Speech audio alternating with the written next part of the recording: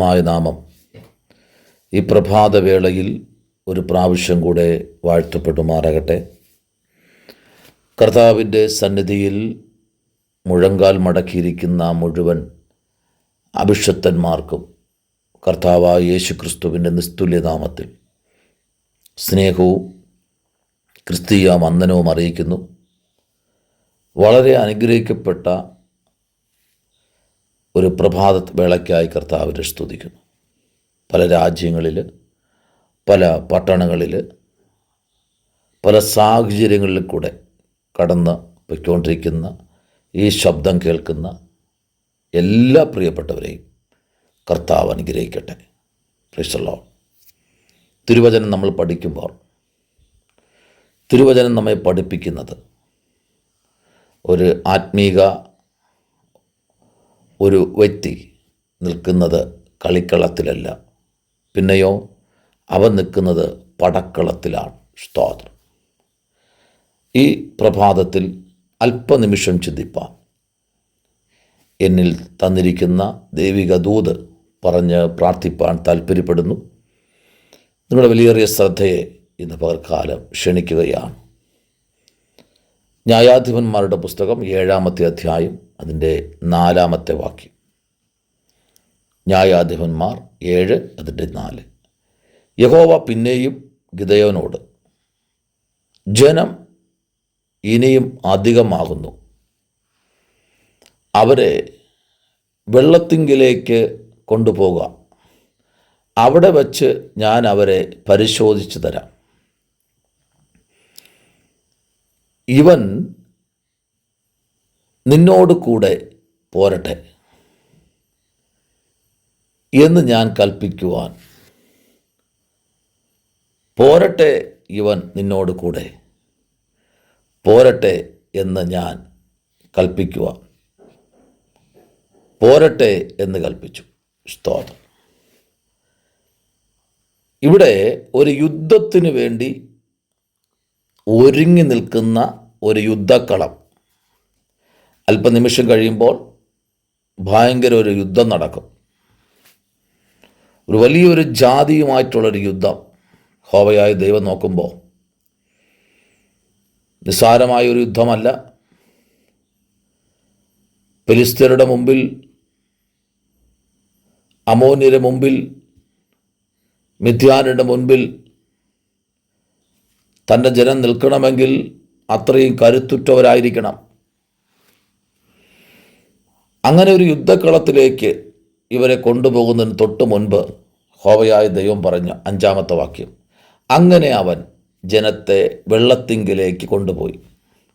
യഹോവ ഗിദെയോനോട്, പട്ടി നക്കിക്കുടിക്കുന്നത് പോലെ നാവുകൊണ്ട് വെള്ളം നക്കിക്കുടിക്കുന്നവരൊക്കെയും വേർതിരിക്കുകയും കുടിപ്പാൻ മുട്ടുകുത്തി കുനിയുന്നവരൊക്കെയും വേറെയും നിർത്തുക എന്ന് കൽപ്പിച്ചു. 6-ാം വാക്യം,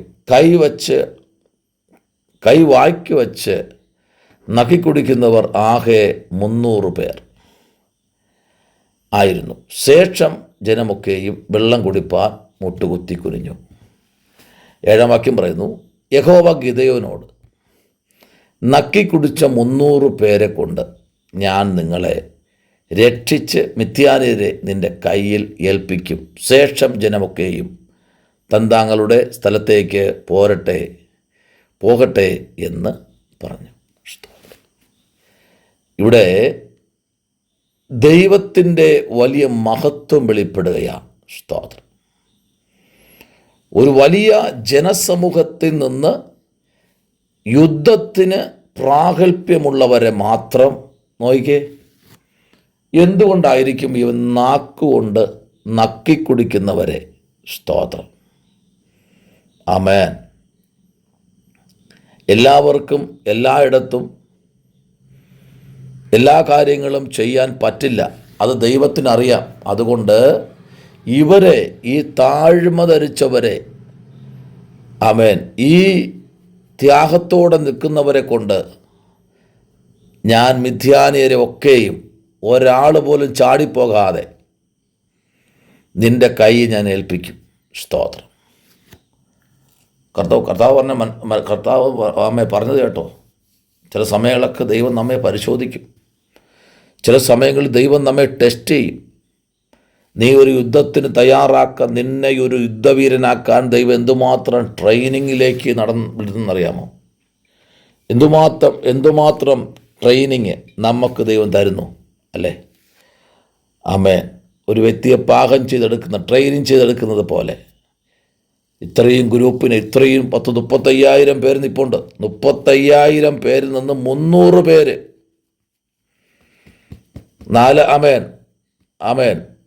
35,000 പേരിൽ 34,000 ആമേൻ സ്തോത്രം 700 പേരെയും കളഞ്ഞു. വെറും 300 പേരെ. ഇന്ന് പകൽക്കാലം ഒരു യുദ്ധക്കളം ജയിക്കാൻ വലിയ പടയൊന്നും വേണ്ട. ദൈവം അവിടെ തെളിയിച്ചു. ഗിദെയോനിൽ കൂടെ ദൈവം വലിയ അത്ഭുതം ചെയ്യിച്ചു. ഇന്ന് ഈ പ്രഭാതത്തിൽ ഈ ചൊവ്വാഴ്ച പകലിൽ ദൈവകുഞ്ഞെ, നിൻ്റെ കൂടെ 10,000 പേരൊന്നും വേണ്ട കേട്ടോ. വിശ്വസ്തതയുള്ള 3 പേരുണ്ടെങ്കിൽ നീ ഈ പടക്കളത്തിൽ ജയിക്കും. ആമേൻ. യഹോവ ഗിദെയോനോട് നാക്കുകൊണ്ട് നക്കിക്കുടിച്ച 300 പേരെ കൊണ്ട് ഞാൻ നിങ്ങളെ രക്ഷിച്ച് മിദ്യാന്യരെ നിൻ്റെ കയ്യിൽ ഏൽപ്പിച്ച ശേഷം ജനമൊക്കെയും തങ്ങളുടെ സ്ഥലത്തേക്ക് പോകട്ടെ എന്ന് കൽപ്പിച്ചു. കണ്ടോ? Praise the Lord. ദൈവം സർവശക്തനായ ദൈവം. ദൈവകുഞ്ഞെ, ഇന്ന് പകലിൽ ഈ പ്രഭാതം നിങ്ങൾ ആരൊക്കെ ചിന്തിക്കുന്നുണ്ട്? എൻ്റെ കൂടെ ഒത്തിരി പേര് ഉണ്ട്. അതൊന്നുമില്ലപ്പാ, എൻ്റെ കർത്താവിന് സ്തോത്രം. 3 പേരെ കൊണ്ട് 300 പേരെ. പക്ഷേ ഈ യുദ്ധം എന്ന് പറയുമ്പോൾ ഈ ജനം വിചാരിക്കുന്നത് അതിൻ്റെ കൂട്ടത്തിൽ പോയി നിന്നാൽ മതിയല്ലോ. അത് ദൈവം കണ്ടു. മനസ്സിലാവുന്നുണ്ടോ? ഒരു യുദ്ധം ജയിക്കണമെങ്കിൽ എല്ലാവരും ഒരേ മനസ്സോടെ ആയിരിക്കണം. മനസ്സില്ലാത്ത 34,700 പേരെ ദൈവം കണ്ടു. ഒരു ചെറിയ സംഖ്യയൊന്നുമല്ല അത്. 35,000 പേരെ കൊണ്ട് യുദ്ധം ജയിക്കുക എന്ന് പറഞ്ഞാൽ ചില്ലറ കാര്യമാണോ? ദൈവം കളഞ്ഞത് നോക്കിക്കേ. 34,700 പേരെ ദൈവം കളഞ്ഞു. ക്ഷുടപനരകത ശംഭവരാജകൽക്കനാദി. ചിലരെ കളയണം. ആമേൻ. എങ്കിലേ ചില യുദ്ധങ്ങൾ ജയിക്കും. സ്തോത്രം. ആമേൻ. ചില യുദ്ധങ്ങൾ ജയിക്കണമെങ്കിൽ ദൈവം പറയുന്നത് നമ്മൾ കേൾക്കണം. ആമേൻ. ആമേൻ. സ്തോത്രം. ഇത്ര ആൾക്കാരെ കൊണ്ടുപോയെന്നൊരു വലിയൊരു രജിസ്റ്ററും ദൈവത്തിന് വേണ്ട. ദൈവം ആഗ്രഹിക്കുന്ന ദൈവമല്ല. 2-3 പേർ ശമന ഹസ്തുന രഗന രഗൽഖന ജൂഡമന രഗൽഖനാദി. ആമേൻ. എൻ്റെ കൂടെ ആരും ഇല്ലല്ലോ എന്ന് സങ്കടപ്പെടുകയാണോ? നിൻ്റെ കൂടെ എൻ്റെ ദൈവമുണ്ട്. ആമേൻ. ആരുമില്ലല്ലോ എന്ന് നീ ഭാരപ്പെടുകയാണോ? നിൻ്റെ കൂടെ എൻ്റെ കർത്താവുണ്ട്. ആരുമില്ലല്ലോ എന്ന് നീ ആമേൻ വളരെ ക്ഷീണിതനാണോ? ദൈവം പറയുന്നില്ല, ഞാൻ നിൻ്റെ കൂടെയുണ്ട്. ഇന്ന് പകൽ ഈ പ്രഭാതവേളയിൽ ആമേൻ കർത്താവ് പറയുന്നു, ഒരു വലിയ ജനസമൂഹത്തെ നിൻ്റെ മുമ്പിൽ നിന്ന് ഞാൻ ടെസ്റ്റ് ചെയ്ത് നിനക്ക് ആവശ്യമുള്ളതിനെ തരും. ബാക്കി എല്ലാത്തിനും ദൈവം അങ്ങ് മാറ്റും. ഇന്ന് ഈ പകലിൽ പരിശുദ്ധാത്മാവ് ചില യോഗ്യതയില്ലാത്തതിനെല്ലാം കളയും ദൈവം. Praise the Lord. യുദ്ധത്തിന് യോഗ്യതയുള്ള യോഗ്യന്മാരെ മാത്രം യുദ്ധത്തിന് തിരഞ്ഞെടുത്ത 300 പേര്. എതിര് നിൽക്കുന്ന മിദ്യാനിയുടെ കൂട്ടത്തിൽ വലിയൊരു പടയുണ്ട്. പക്ഷേ ഈ 300 പേരങ്ങോട്ട് കയറിയപ്പോൾ 5 സെക്കൻഡ് കൊണ്ട് ആ പടയെല്ലാം വെട്ടി താഴെ ഇട്ടു. ഇന്ന് പകൽക്കാലം നിന്നെ ഒരു മിനുസമുള്ള ഒരു അസ്ത്രമാക്കി എൻ്റെ കർത്താവ് പുറത്തെടുക്കും. ഡബലബല റിവലബല ശംഭവരാജകൽക്കനാദി. ദൈവത്തിൻ്റെ മാറ്റമില്ലാത്ത സാന്നിധ്യം അനുഭവിക്കുന്ന ദൈവകുഞ്ഞെ, നിന്നെ ഇന്ന് പകൽക്കാലം ദൈവം അനുഗ്രഹിക്കാൻ പോകുകയാണ്. ആമേൻ. ഇവിടെ നമുക്ക് പ്രാർത്ഥിക്കാം. നമ്മുടെ കണ്ണുകൾ അടയ്ക്കാം.